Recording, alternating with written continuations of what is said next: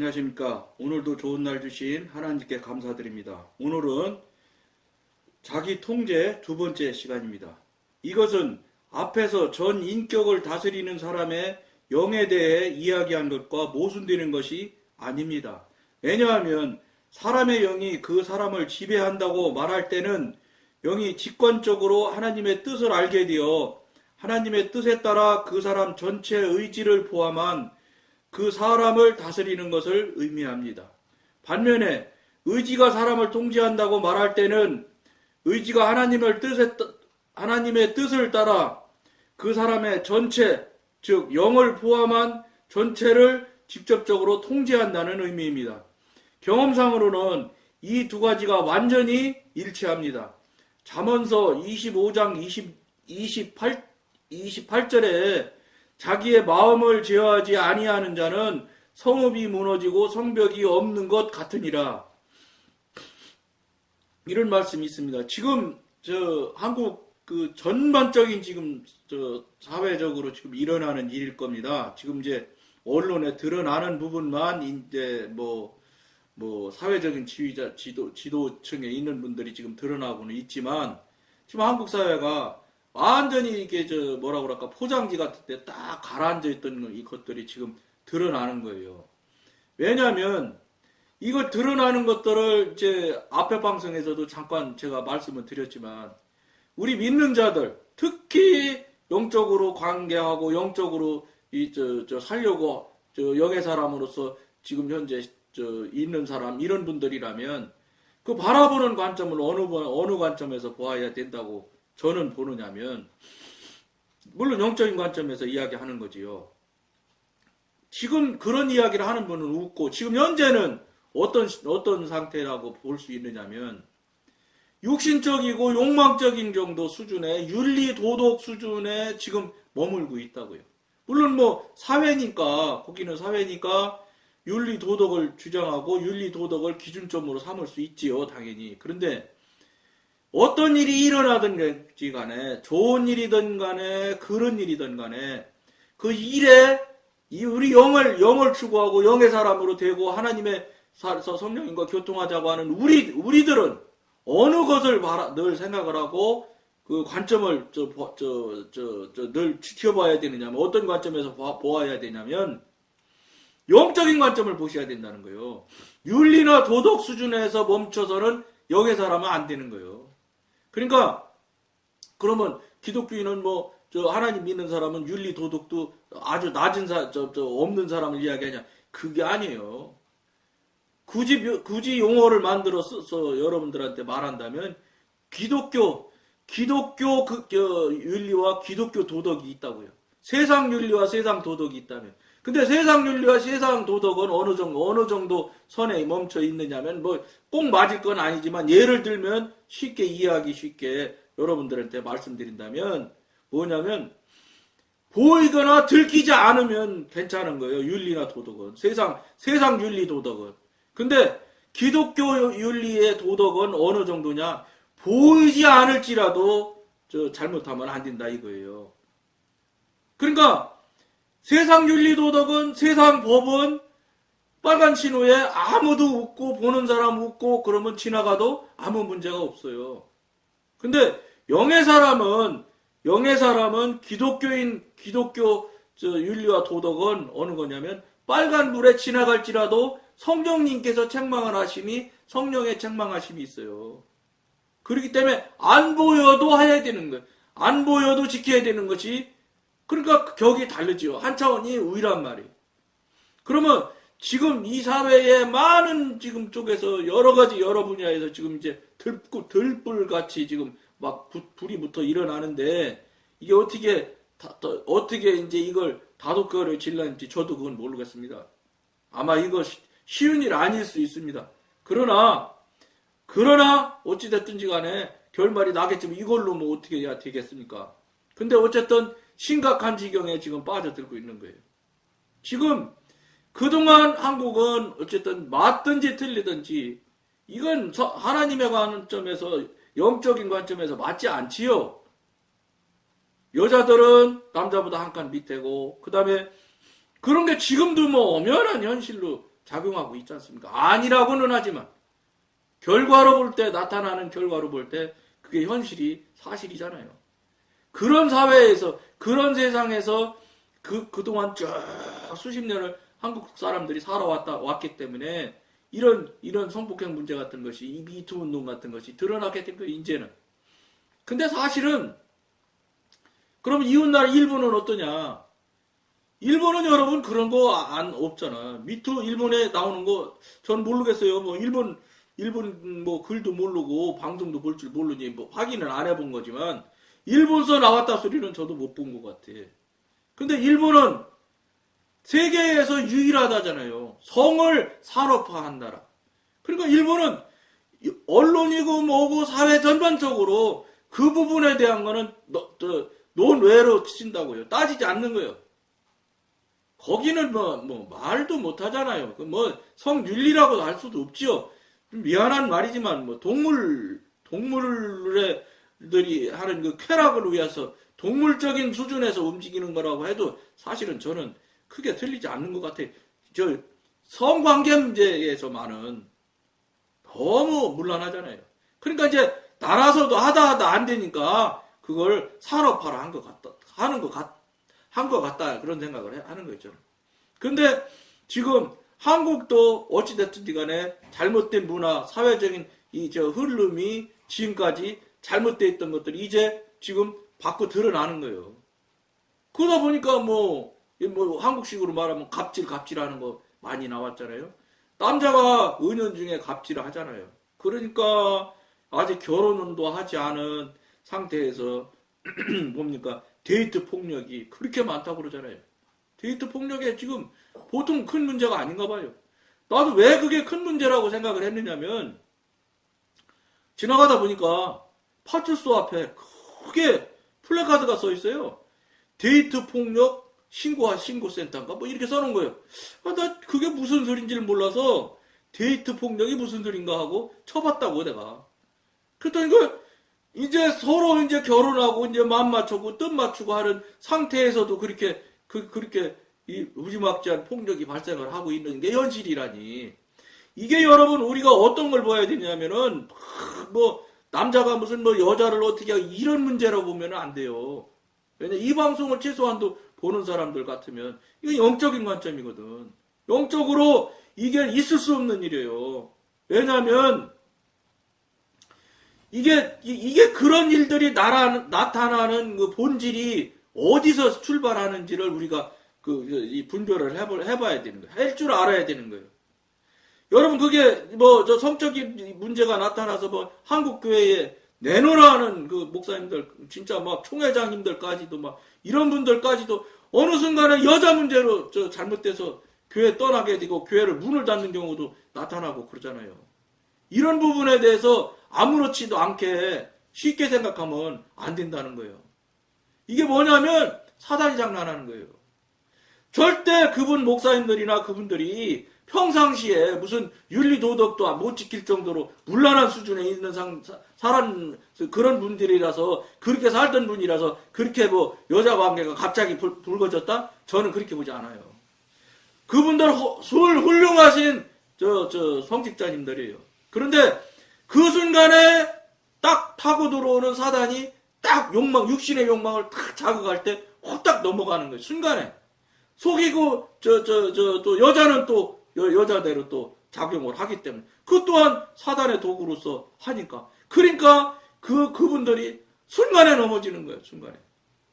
이게요, 여러분, 그분이 물론 넘어진 게 잘했다는 건 아니에요. 그러나 넘어지게 할 수밖에 없는 현실을 우리가 직시하지 못했다는 거예요. 영적인 관점으로 살아있지 않기 때문에 그렇다는 거예요. 영이 살아있으면은 그렇게 달려들 때 절대로 그것을 욕망이 앞서지 않아요.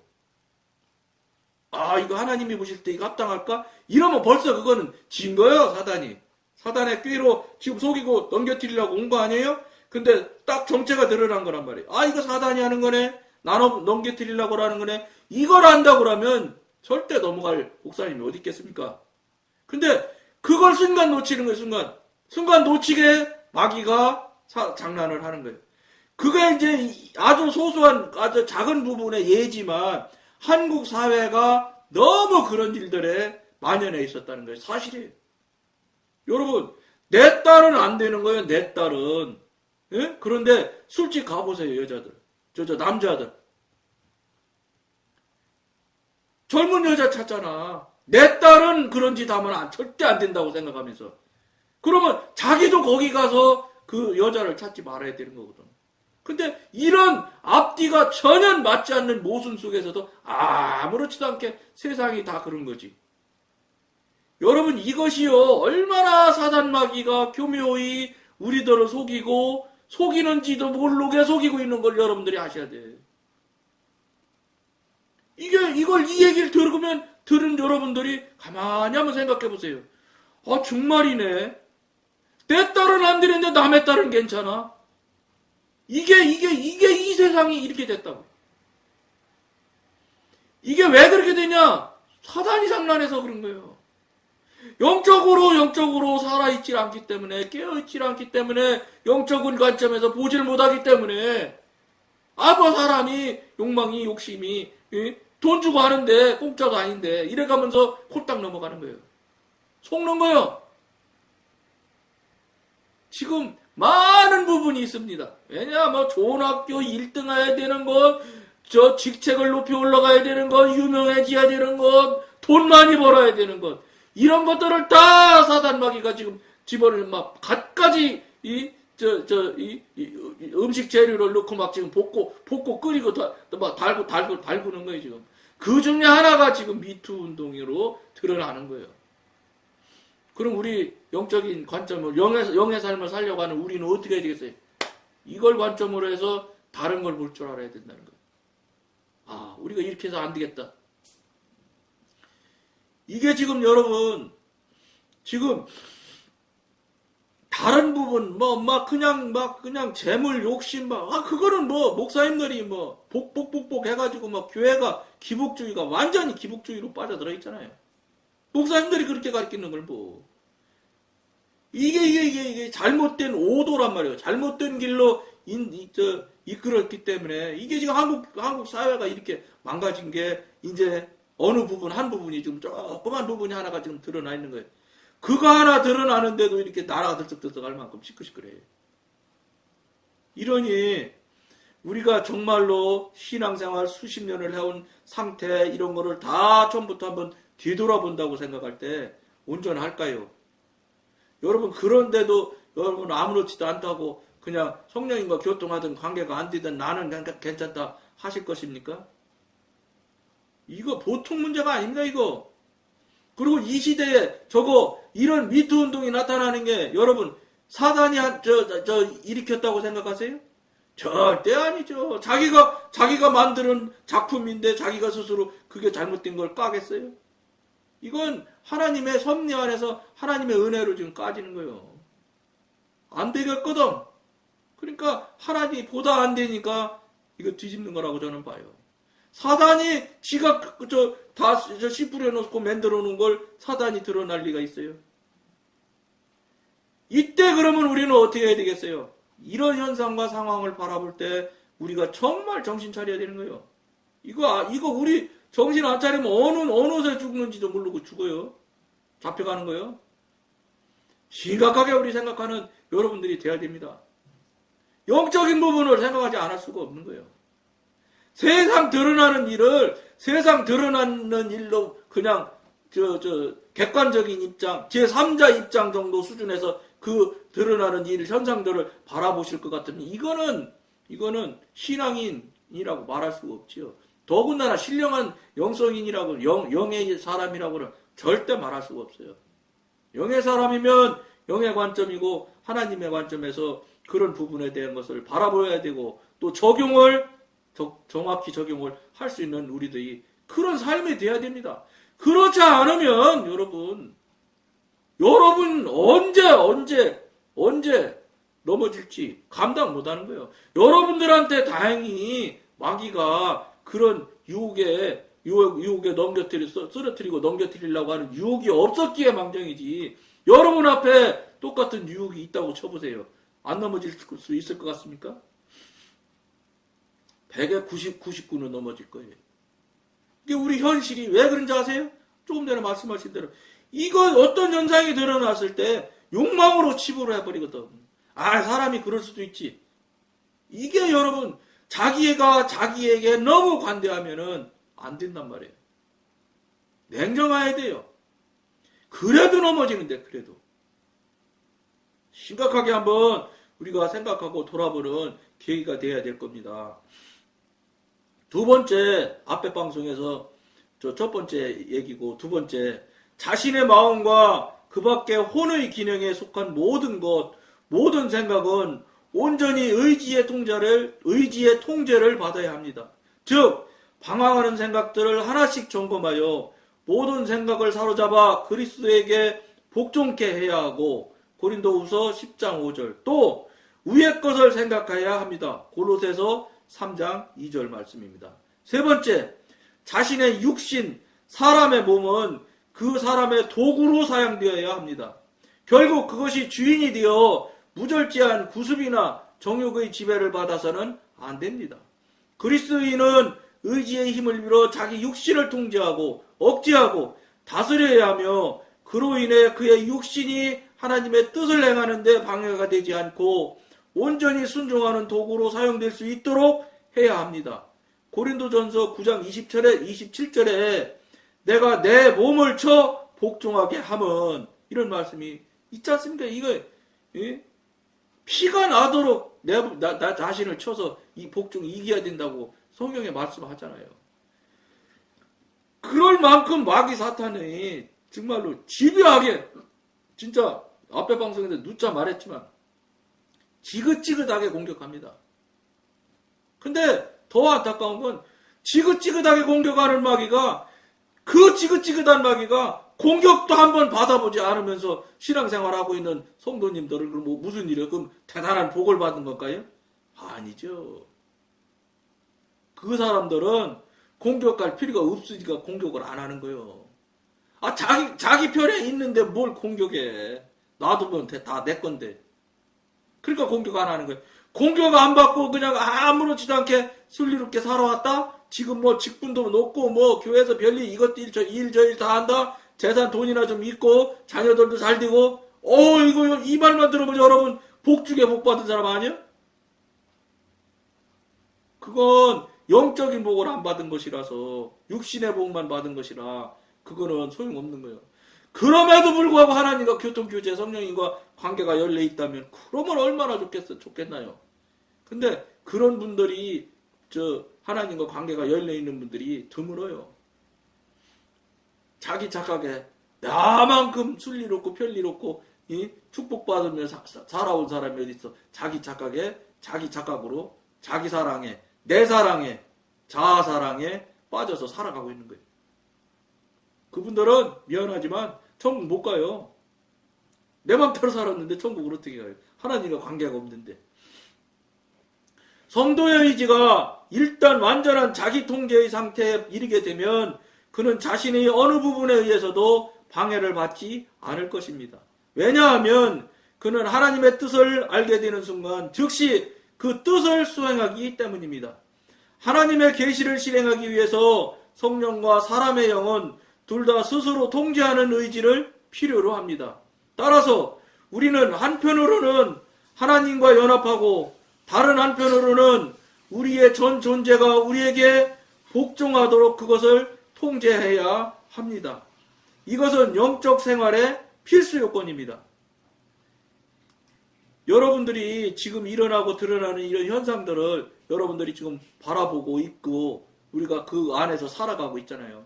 이것을, 이런 부분에 대해서 그냥 일상적인 육신적으로 보통 하나님 믿지 않고 하나님 생각하지 않는 사람들 관점에서는 객관적인 관점만, 제3자의 관점만 잘 봐도 아주 훌륭한 삶을 산다고 생각하잖아요.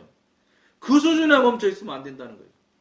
제3자 수준 정도, 이거 뭐 저거 내가 볼 때 객관적으로 봐도 저건 잘못했네, 요 수준에 멈춰서는 안 된다. 저분이 왜 저렇게 됐을까? 그럼 우리 지금 한국 사회가 왜 이렇게 됐을까? 여기저기 뭐 유명하신 분들 지금 뭐 안 걸린 사람이 없다시피 지금 특히 왜 그렇게 연예계 쪽으로 뭐 이쪽으로 그렇게 많이 드러났는지 모르겠어요. 다른 쪽은 지금 감춰져서 안 하지만 이거는 합당하냐? 절대 합당치 않거든요. 지금 이미 뭐 다른 부분도 지금 들썩들썩 하잖아요. 모르겠어요. 그대로 잠잠해질라는지. 그러나 잠잠해진다고 사람의 귀와 눈은 또 넘어갈 수 있겠죠. 근데 하나님의 눈도 넘어갈 수 있을까요? 불가능하지요. 우리 믿는 여러분들이나 저나는 영의 사람들과 하나님의 사람과 관계를 하고자 하는 여러분들이라면 이런 문제에서 우리가 정말로 객관적인 입장, 제3자적인 입장 정도 수준에서 멈춰 있다면 우리는 무조건 언제 넘어지지 못할 요소를 가지고 있는 사람들이에요. 이런 일이 터졌을 때, 생겨났을 때 영적인 관점, 하나님의 관점에서는 어떻게 볼 것인가? 그러면 나는 이때 어떻게 삶을 살 것인가? 여기까지 가는 정도, 그래도 요 정도는 돼야지. 더 깊이는 더 여러분한테 이야기할 수도 없고 해도 여러분들 동의도 안 할 테니까. 여러분, 이 세상 윤리 도덕은 보이거나 들키지 않으면 되지만 하나님의 윤리 도덕만 가도, 하나님이 정한 윤리 도덕 수준 정도만 가도 안 보고 들키지 않을지라도 죄가 되잖아. 근데 하나님의 수준, 영의 수준에서 보는 도덕과 윤리는 훨씬 더 차원이 높은 쪽까지 가야 되거든요. 왜냐? 마음으로 지은 죄도 죄거든. 예? 들키지 않고 안 들키는 문제가 아니요. 예? 마음으로 지는 것까지 통제해야 되는 상대. 거기서 끝이야? 그보다 더 높은 차원을 요구하고 계신다는 걸 알아야 되는 거예요. 여러분들 어떻게 해야 되겠어요? 영의 사람, 하나님의 사람, 성령의 사람으로서 관계를 맺게 되면 성령님께서 여러분 각인들에 대해서 틀림없이 책망하심이 있어요. 그 책망하심을 따라가면 여러분들이 세상 윤리나 도덕은 너무 낮은 단계의 수준을 이야기하고 있구나. 기독교 윤리 도덕 수준도 낮은 단계인데, 그러면 우리 믿는 자로서 우리 하나님이라고 신으로 믿는 하나님의 아들인 우리는 어떻게 해야 되겠어요?